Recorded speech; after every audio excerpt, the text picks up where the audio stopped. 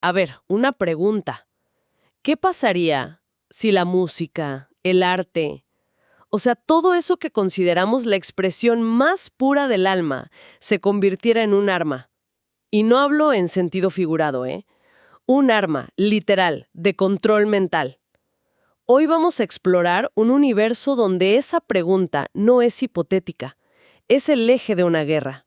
Y es una guerra que tiene unas raíces, increíblemente profundas. No estamos hablando de un conflicto por territorio o por recursos. Es una lucha por la definición misma de lo que significa ser una civilización. Exacto. Y para esta exploración nos vamos a basar en una guía explicativa de una historia que se mete de lleno en esto. Macross 2, Lovers Again. Para quienes no la conocen, ocurre unos 80 años después de la serie original, en un mundo que creía haber aprendido la lección sobre el poder de la cultura.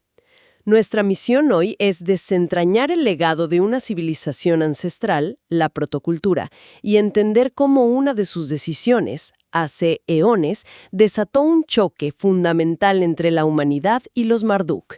Y el foco va a ser ese doble filo de la cultura, su poder para liberar y, al mismo tiempo, para dominar.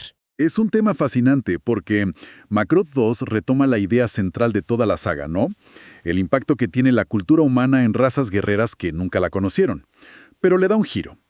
Los antagonistas, los Marduk, no son simplemente Centrahuadi que nunca oyeron una canción, no.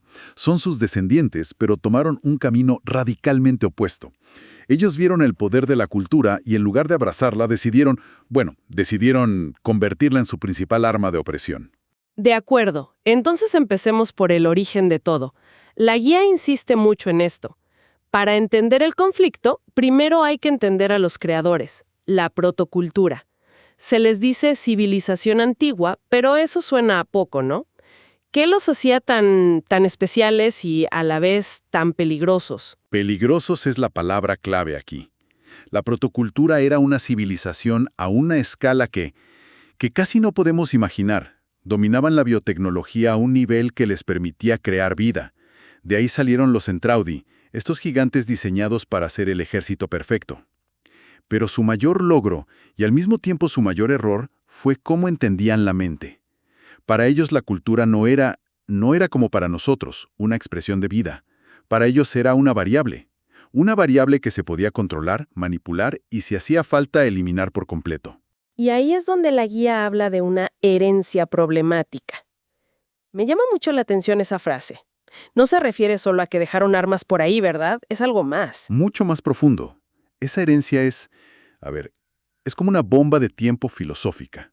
La decisión fundamental de la protocultura, su error catastrófico, fue separar deliberadamente la guerra de la cultura. ¿Cómo que separarlas? En su lógica, que era ultra racional, el arte, la música, las emociones, todo eso era una fuente de inestabilidad, de cosas impredecibles. Complicaba la eficiencia de un soldado. O sea que su solución fue quitarla. Así, sin más. Como si fuera una pieza que no funciona en una máquina. Exactamente.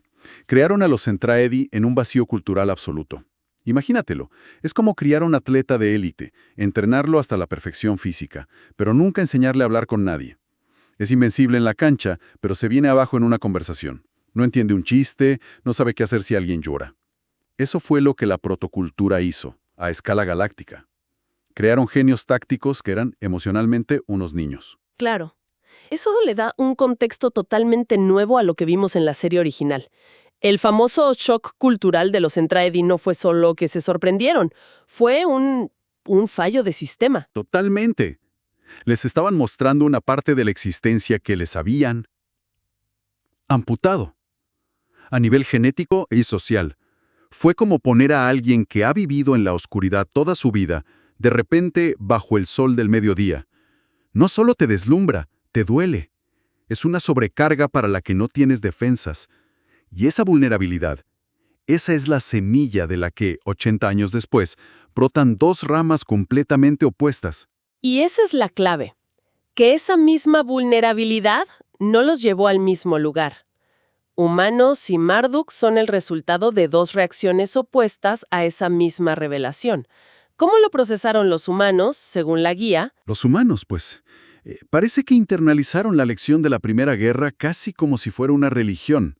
La guía los describe como una sociedad que ha elevado la cultura a una herramienta central de su política, de su diplomacia. Para ellos, la música y el arte no son un pasatiempo, son la expresión más pura de quiénes son, y creen, quizá con demasiado optimismo, que con eso pueden resolver cualquier conflicto. Su estrategia es, literalmente, vamos a ponerles una canción. Siguen creyendo que la música es ese lenguaje universal que puede derribar cualquier barrera. Sí, y esa es su mayor fortaleza, y al mismo tiempo, su mayor debilidad. Su primer instinto no es disparar, es transmitir un concierto. Ven la guerra como un fracaso de la comunicación. Pero esta visión tan idealista está a punto de chocar de frente con una filosofía que es su reflejo oscuro. Hablemos de ese reflejo oscuro, los Marduk. Ellos también vienen de los Entradi, también vieron esa luz cultural. ¿Por qué su reacción fue tan diferente? No fue de asombro, sino de corrupción. Y aquí es donde la guía presenta el giro más interesante de Macrosos. Los Marduk no son ignorantes de la cultura, para nada. Son expertos en ella. Ellos observaron el efecto que tuvo la música de Lindin Mei en los ejércitos Entradi. Vieron cómo los desmoralizó, cómo los rompió por dentro. Y en lugar de ver belleza en eso, vieron un arma de un poder sin precedentes, y decidieron que nunca más iban a ser las víctimas de esa arma. Ahora ellos la iban a usar. O sea que no es la ausencia de cultura lo que los define, No. sino su perversión. Exactamente. Los Marduk no solo no tienen una cultura propia, orgánica, sino que han aprendido a sintetizar una versión artificial y tóxica de la cultura humana, y la usan como un mecanismo de control. La guía lo deja muy claro. Ellos usan a sus propias cantantes, las emuladoras, no para inspirar, sino para someter. Sus canciones son básicamente frecuencias de control mental, que mantienen a sus soldados en un estado de furia constante, inmunes a la contaminación de las emociones humanas. ¡Qué aterrador! Tomaron el símbolo de la libertad humana y lo convirtieron en un sistema para anularla. Precisamente. Para un Marduk, la integración cultural que buscaron otros Entraedi es la máxima traición, una debilidad inaceptable. La empatía para ellos no es una virtud, es un virus. Es la militarización total del arte. Y entonces, el conflicto real no es por planetas ni nada de eso. Es por el alma de una idea. Es una guerra de definiciones. ¿Qué es la cultura? ¿Para qué sirve? Y ahí llegamos al núcleo de todo. No es solo que la cultura sea poderosa, es que es moralmente neutra. Como la energía nuclear, en manos de los humanos que la ven como comunicación, como empatía, es un faro de esperanza. En manos de los Marduk, que la ven como dominación y control, es el plano de una prisión mental. Es la misma herramienta, con dos fines opuestos. Y si metemos a sus creadores, a la protocultura, en la ecuación, tenemos tres posturas. Ellos ni siquiera la veían como una herramienta de doble filo. Para ellos era un riesgo, un peligro que había que extirpar. Lo que nos lleva a una pregunta que la guía deja en el aire y que resuena mucho hoy en día. ¿Es la cultura inherentemente buena? Los humanos actúan como si lo fuera, pero los Marduk demuestran, de la forma más brutal, que la misma melodía, con la intención correcta, puede usarse para oprimir. El valor no está en la herramienta, sino en la mano que la usa. Y claro, como es tradición en este universo, todo este debate filosófico se canaliza a través de un elemento muy concreto: la música. Por supuesto, la música sigue siendo el campo de batalla. Pero lo que la guía sobre Macro II subraya es que la cosa evolucionó. Ya no es tan simple. El rol de la música aquí es mucho más ambiguo, más complejo. Las canciones de las idols humanas siguen siendo importantes, claro. Sirven para revelar la humanidad de los personajes. Cómo reacciona alguien a una canción te dice al instante de qué lado está. Pero hay una diferencia clave. En la serie original, la música de Lin Min-mei a veces parecía una solución mágica, ¿no? Casi un deus ex machina que paraba una flota entera. La guía sugiere que eso cambió. Cambió radicalmente. El matiz que introduce esta historia es crucial. La música puede fallar. Y no solo eso, puede ser contrarrestada. Los Marduk, como decíamos, tienen a sus emuladoras. Y eso transforma el conflicto. Ya no es nuestra canción de amor contra su silencio de guerra. Ahora es una batalla de frecuencias. Es nuestra canción de libertad contra su canción de esclavitud. Lo que en cierto modo ofrece una visión mucho más madura, ¿no es así? Nos dice que la cultura no es una varita mágica. Para nada. Es una fuerza que se debe defender, que puede ser corrompida y que su victoria no está garantizada. Sin duda. Le quita ese idealismo un poco mágico y lo cambia por una realidad más compleja y francamente más interesante. El poder de la cultura no está en algo místico. Está en las ideas que transmite y en la voluntad de la gente de luchar por esas ideas. De acuerdo. Entonces, si tratamos de juntar todas las piezas, ¿cuáles serían las claves para entenderlo todo? A mí me parece que el origen es esa decisión de la protocultura. Absolutamente. El punto de partida es ese pecado original. La soberbia de la protocultura al creer que podían separar la vida de la cultura. Su verdadero legado no es su tecnología. Es este conflicto existencial que sus descendientes, humanos y Zentrade, ahora tienen que resolver. Y esa resolución es la guerra de Macros 2, que en el fondo es una batalla campal sobre el propósito de la cultura.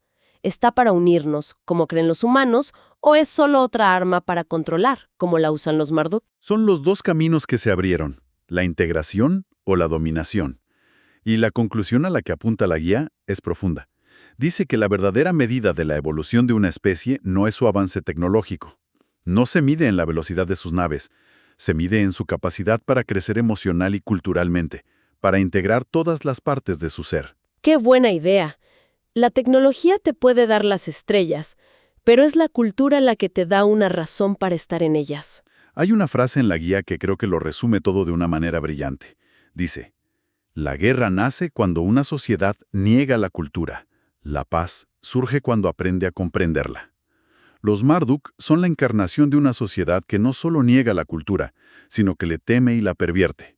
Y los humanos, con todo su idealismo, al menos representan el intento de comprenderla. Y eso nos deja, como siempre, con una idea final para reflexionar. Una que ya sale de la ciencia ficción y nos aterriza de vuelta en nuestro mundo. Sí. Si aceptamos por un momento la premisa de la historia, que la cultura puede ser un arma tan poderosa como la tecnología, ¿qué responsabilidades tenemos nosotros sobre el arte que creamos, los mensajes que compartimos, las historias que contamos? En un mundo tan saturado de información, de entretenimiento, ¿cómo distinguimos entre la cultura que busca unir y la que, de forma sutil o no, busca controlar, dividir o manipular? A veces la línea es mucho más fina de lo que creemos.